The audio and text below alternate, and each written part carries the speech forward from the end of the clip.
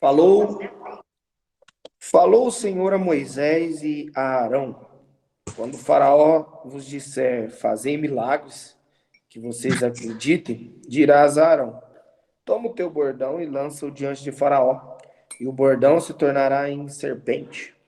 Então Moisés e Arão se chegaram a faraó, e fizeram como o Senhor lhe ordenara. Lançou Arão o seu bordão diante de faraó e diante dos seus oficiais, e ele se tornou uma serpente. Faraó, porém, mandou vir os sábios encantadores, e eles, os sábios do Egito, fizeram também os mesmos com a sua ciência oculta, pois lançaram eles cada um do seu bordão, e deles se tornaram em serpentes. Mas o bordão de Arão devorou os bordões deles. Todavia o coração de Faraó se endureceu e não os ouviu como o Senhor tinha dito. Essa passagem é muito conhecida, tema de filmes e tudo mais. Existe sempre alguns erros se tratando das pragas, dos milagres aqui no Egito, porque a maioria dos filmes retratam, e eu não sei qual o motivo, somente Moisés, né? Retratam Moisés fazendo as coisas, mas aqui não foi Moisés, foi Arão. O bordão que virou serpente não era o bordão de Moisés, era o bordão de Arão. Eu só estou falando isso por detalhes, porque às vezes nós lemos a Bíblia meio assim e dá mais atenção no lúdico, no que vemos, do que no que está escrito, né? É a mesma questão para carruagem de fogo que levou Elias para o céu. Isso não existe. A Bíblia diz que uma carruagem separou Eliseu de Elias e um redemoinho de fogo levou Elias para o céu. Não é uma carruagem. Carruagem, ela só separou eles. Então, quando você for meditar nas escrituras, ler, você precisa ler e dedicar atenção a esses detalhes, porque esses detalhes contam. Por quê? Olha para você ver, se nessa história você pensar que Moisés fez o milagre, vai ficar... Alguém está com o microfone ligado aí, gente, fazendo um barulheiro. Se você pensar que Moisés fez o milagre, você fala, mas o que muda? De qualquer jeito, o que importa é o bordão virar serpente. Não, porque Arão era um cara ungido, discípulo de Moisés, um cara que foi levantado junto com Moisés, e tudo isso, Deus está querendo falar alguma coisa. Deus não erra, todos os detalhes contam. Eu poderia gastar essa manhã inteira só falando do porquê Arão e não Moisés. E de porquê, por exemplo, os 3 primeiros milagres que acontecem foram feitos por Arão e não por Moisés. Mas existe, a partir do 4º, a necessidade que Moisés fizesse. Que você vai entender que há lugares que você faz sem precisar do apoio da cobertura espiritual que você tem. Mas há lugares de batalha que, se você não tiver um Moisés com a mão estendida, você não consegue vencer. Então, você pode achar bobeira, mas os detalhes da Bíblia, eles são incríveis. E a questão mesmo de Elias, uma questão que eu sempre falo, bíblica, que todo mundo aqui, alguns já sabem, mas a maioria não, e toda vez que eu falo isso eles ficam chocados, é que na Bíblia não diz que o diabo veio para matar, roubar e destruir. Não, pastor, tá lá escrito na Bíblia. Não tá. Quando você for ler lá o contexto, você vai ver que Jesus está falando dos falsos messias. E aí sim, até acredito que eles poderiam estar operando pelo poder do diabo. Mas não, quando fala que o ladrão veio para matar, roubar e destruir, está falando dos falsos pastores. É só ler o contexto. Que são enganadores, que matam as ovelhas, que deixam suas ovelhas, que fogem. Então, às vezes a gente não lê o contexto, se agarra um versículo e ouve o povo replicando as coisas e perde a revelação bíblica, que é tão profunda, tão poderosa, tão maravilhosa. Então, quando você for ler a Bíblia e meditar, medite nos detalhes, olhe os personagens, e Deus vai te revelar coisas profundas para vocês. Vamos falar hoje de um tema que eu amo, esse tema é demais, que é a serpente de bronze. A serpente de bronze, ela é relatada por Cristo, ela vai ser relatada em números na história que nós vamos ler já, E para entender a serpente de bronze, a gente precisa começar a entender esse contexto aqui. Porque é aqui que nós vamos começar a já ver a alegoria do poder do que Cristo fez na cruz. Cristo é a serpente de bronze. E eu sei que a gente está acostumado a lidar com o cordeiro e com o leão, mas não gostamos de falar do Cristo que é a serpente. Por quê? Porque a serpente, ela nos denota o entendimento e nos faz raciocinar e pensar em coisas ruins. Porque a antiga serpente, o antigo dragão, nós estamos relacionando isso ao diabo. Amém? Agora, você precisa entender quando a Bíblia diz que Cristo se fez maldição, que ele se tornou maldito, que ele se tornou o BO para resolver o teu BO. Então, o cordeiro e o leão teve que se tornar serpente para te salvar.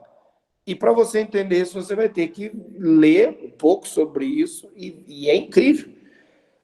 Hoje eu vou falar um pouco, e segunda-feira, amanhã vai ser algum pastor que vai fazer o devocional, e segunda-feira eu volto e continuo daqui, porque o tema é extenso. Mas vamos lá. O primeiro ponto é que o cajado virou serpente. Cajado fala de pastor, cajado fala de cuidado, cajado fala de amparo, cajado fala de instrumento para o pastoreio. O instrumento para o pastoreio da humanidade era Cristo. Cristo, ele se intitula de o bom pastor. A Bíblia vai falar que Jesus era o bom pastor. Deus vai enviar seu filho para ser o pastor da humanidade que estava desagarrada. Por isso, Adão cai no jardim e Cristo vem arrebanhar os seus filhos e filhas que estavam perdidos. Ele não vem para os bons e nem para os que não precisam. Ele vem para os necessitados. Aqueles que necessitam dele, que precisam dele, que querem ele. Então, ele é o bom pastor. Isso é maravilhoso, né? Só que o cajado teve que se tornar serpente. O bom pastor teve que se tornar pecado. Teve que se tornar a causa do problema. Quando você vai para a Bíblia, você vai descobrir que o maior problema da humanidade é um só, não é os pecados, é o pecado original. O pecado original, ele faz com que os pecados aconteçam. Então, o BO da humanidade era o pecado. Agora, quem trouxe o pecado para a humanidade? Uma serpente. Amém? Então fica comigo. Uma serpente trouxe o pecado. A Bíblia diz que Satanás, creio eu, em uma incorporação de uma forma ilegal, como eu já ensinei em outros devocionais, não da forma legal como Jesus entrou na terra, ele entra de uma forma ilegal, incorporando em um animal, e ele entra por uma serpente e engana Eva, que consecutivamente engana Adão, e assim eles caem e perdem o seu domínio. Então, o pecado e a serpente são símbolos que andam juntos. Agora, olha que interessante. O cajado virou serpente. Só que os encantadores de Faraó também fizeram serpentes. Agora, o cajado de Arão representa Jesus se tornando uma serpente. Já os dois cajados dos encantadores representam a serpente no sentido do diabo mesmo. Representa o poder das trevas que também faz alguma coisa. É interessante que os encantadores fizeram o que Arão fez. Só que tem um detalhe. A cobra de Arão engoliu a cobra dos encantadores. Estão comigo? A cobra de Arão engoliu. Uau! Engoliu as cobras do diabo. Deixa eu te explicar o que aconteceu. A estudiosos diz que a cobra que Arão, quando soltou o cajado, se transformou, é uma cobra real, que é um tipo de serpente que come outras cobras. E isso é muito interessante, porque cobra real já fala da realeza de Cristo. E a cobra de Arão comendo as cobras de Faraó representa que ele se transformou o pecado para engolir o pecado. Meu Deus! Jesus teve que se fazer pecado para engolir o pecado da humanidade. Deixa eu te explicar. De onde se sai o antídoto para uma picada de cobra? Do veneno. Dela mesma. Do veneno da cobra. Para Deus resolver o BO que a cobra trouxe com o seu veneno, ele precisava se tornar a cobra, beber do veneno e não morrer. No caso, Cristo morreu, mas ressuscitou, trazendo a cura para o pecado da humanidade. Aqui você já vê a primeira alegoria do homem, do rei dos reis, se fazendo pecado para engolir o pecado da humanidade. Ele provou do pecado sem... Imagina, Jesus nunca tinha pecado, mas na cruz ele engoliu o pecado de toda a humanidade, todas as doenças, todas as maldições, levou ela para o inferno, resolveu o BO, ressuscitou, e se hoje você crê nele, o veneno da serpente não tem mais efeito na tua vida. Eu fico apaixonado por isso. Números 21, 4. Vamos lá. Então partiram do Monte Or, pelo caminho do Mar Vermelho. Aqui eles já tinham passado do Mar Vermelho. E o povo se tornou impaciente no caminho. E o povo falou contra Deus e contra Moisés. Porque nos fizeste subir do Egito para que morramos nesse deserto onde não há pão nem água. E a nossa alma tem fácil deste pão e vil. Então o Senhor mandou entre o povo serpentes abrasadoras, que mordiam o povo e morriam muito do povo de Israel. Veio o povo a Moisés e disse: havemos pecado porque temos falado contra o Senhor e contra ti. Ora, ao Senhor que tire de nós a serpente. Então Moisés orou pelo povo. Disse o Senhor a Moisés: faça uma serpente abrasadora, põe nela sobre uma haste, e será que todo mordido que mirar ou ver, viverá. Fez Moisés uma serpente de bronze e a pôs sobre uma haste. Sendo alguém mordido por alguma serpente, se olhasse para o bronze, se sarava. Uau! A serpente mordia o povo morria. Só que depois que uma serpente de bronze foi erguida em uma haste, colocada em uma haste, quem olhava para a serpente de bronze era curado. O diabo mordeu a humanidade, mas uma serpente foi erguida no meio do deserto, para que quem olhasse, fosse liberto. A Bíblia diz que ele foi, a quem deu crédito à nossa pregação, ele foi subindo como um renovo, como um rebento em algumas tradições. Rebento é quando a semente estoura e ela começa a produzir frutos. Então, por isso que a Bíblia diz: tu verás o fruto do teu penoso trabalho e se alegrará. Qual era o penoso trabalho? Se tornar pecado para fazer o pecador justificado. Quem deu crédito à nossa pregação, mas foi subindo, foi erguido como uma haste, como uma serpente de bronze, foi levantado da terra, e quem olhou para ele, nós tivemos ele por aflito, ferido de Deus, mas quem olhou para Jesus se apaixonou. Sabe, se você olhar para ele hoje, eu te contar um segredo: a serpente picou você e botou doença em você. Se você olhar para ele, ele é a cura. Qual o símbolo da medicina? uma serpente. Uma serpente envolvida. O símbolo da medicina é um símbolo profético, porque quem olha para a serpente alcança a cura.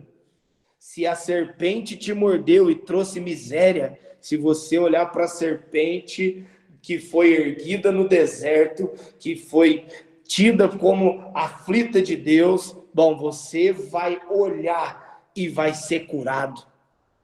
Muitos morrem porque não sabem o antídoto contra o veneno da serpente.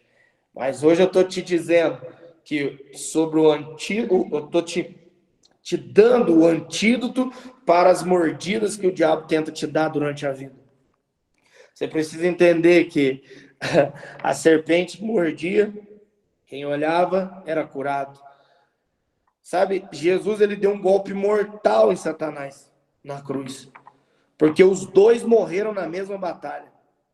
Isso fez com que o veneno se tornasse inofensivo e ineficaz. Existem cobras que não têm veneno. E elas podem te morder, até dar uma dorzinha, mas elas não podem mais te matar. Você não pode mais sofrer o dano da morte. Ah, vocês estão devagar demais. O pecado ia te mandar para o inferno, cara. Você iria perder tanto nessa vida quanto na próxima vida. Mas quem viu Jesus, quem olhou para ele, quem entregou sua vida para ele, não sofre mais o dano da morte. Porque ainda que na jornada da vida a serpente ainda te dê algumas mordidas, ela não tem eficácia para te matar mais. Então ela morde teu calcanhar, mas você fere a cabeça dela.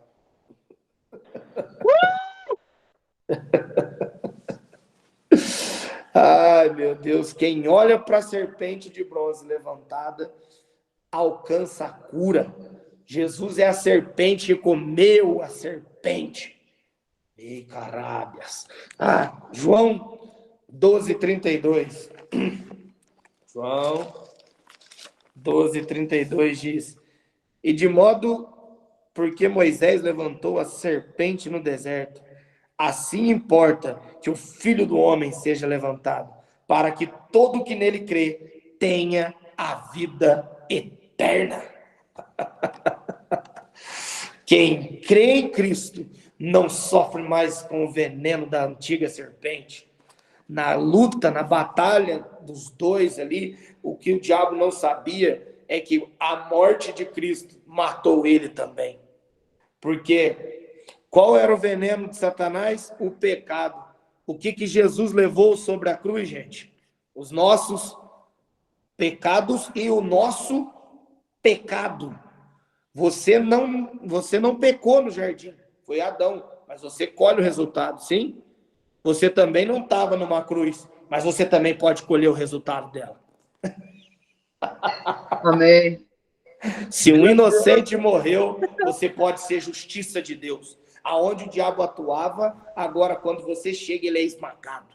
Amém. Porque ele não tem mais efeito sobre você, sobre tua família, sobre tua casa, sobre teus negócios, porque você olhou para quem foi erguido no madeiro e alcançou redenção.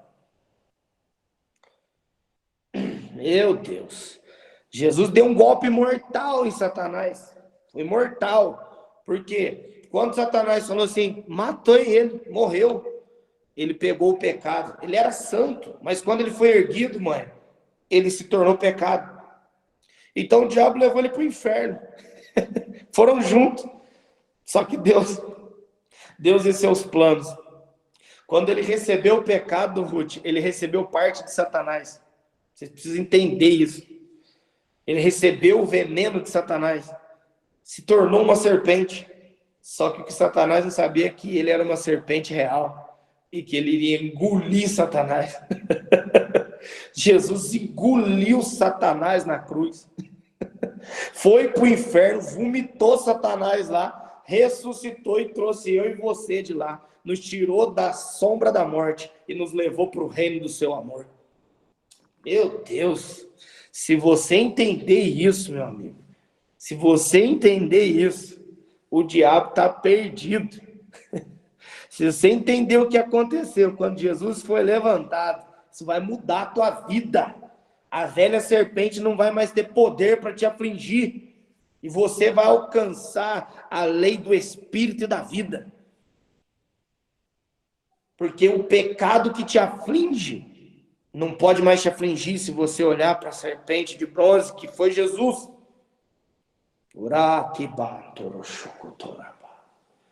Meu amigo, eu sei do que eu estou te falando. Eu estava no caminho da morte e creio que a maioria de vocês estava. Mas um dia, alguém disse, olha para aquele ali. E você olhou para a cruz. E você olhou para Jesus. E aí, o pecado que te atormentava não tem mais poder. Quando você é verdadeiramente liberto, até se você querer pecar, você não consegue. Você tenta. Vou viver uma vida mais ou menos. Quantas vezes, Taylor, você já tentou viver mais ou menos? Quantas vezes, mãe? Quantas vezes, Andréia? Quantas vezes, pastor Mateus? Mas dá? Não dá mais. Não dá, porque eu olhei para a serpente, agora a outra me morde, não faz mais efeito. De repente, o veneno do amor se tornou maior do que o veneno da morte. E o veneno da vida se tornou maior do que o veneno das trevas. E agora não vivo mais eu, mas Cristo vive em mim. E já não há mais condenação. Eu fui mordido pelo amor.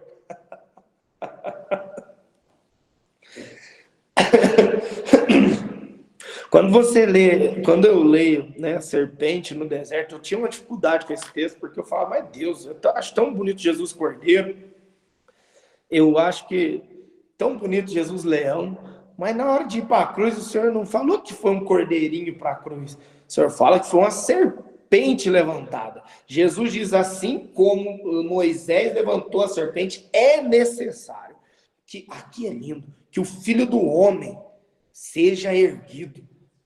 Jesus estava dizendo, é necessário que alguém assuma o veneno pela humanidade e crie um antídoto. Qual é o problema que a serpente trouxe para você? Jesus é o antídoto. A serpente não tem mais poder sobre a tua vida.